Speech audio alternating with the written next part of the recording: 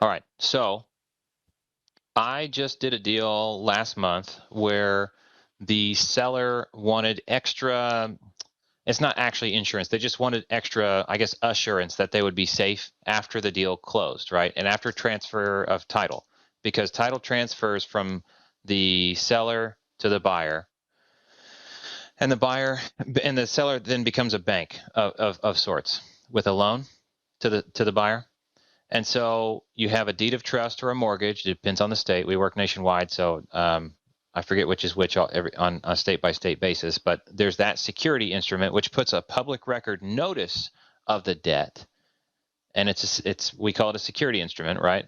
So that's the first level of protection for the seller who's providing the financing. Actually, for any lender who's lending on a deal, and so the seller ends up becoming a lender in a seller finance transaction.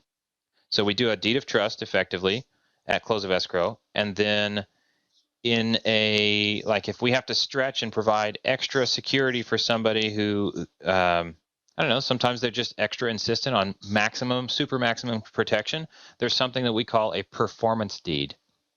And what that is, it's all about the performance, right? So we're going to define in a promissory note that so and so the buyer owes X dollars per month for and on these terms for this length of time with maybe any special provisions, and if those are not performed, if the borrower does not perform according to that contract, the performance deed addendum kicks in and authorizes the seller or the lender, or both, whichever case it is, to then take the property back with a deed in lieu of foreclosure. So instead of having to go through the entire foreclosure process, if the buyer-borrower is in default, then the seller or lender issues a notice of default and a notice to cure. And then the buyer has a little bit of time to cure it. So if they miss a payment, you say, hey, you missed a payment, you better fix it.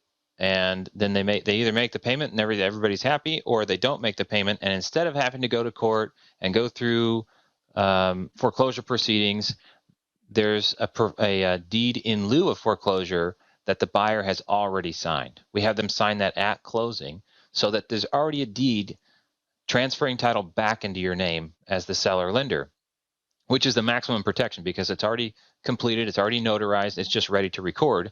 The only thing is you can't use it or touch it unless and until the buyer is in default. And so we have a third party like an attorney, or there's a couple other companies that will hold that document as independent third parties. And all you have to do is demonstrate the non-payment to them, and they'll release it to you so you can record the property back in your name, and the buyer has no recourse at that point. That was kind of a long explanation, but does it make sense?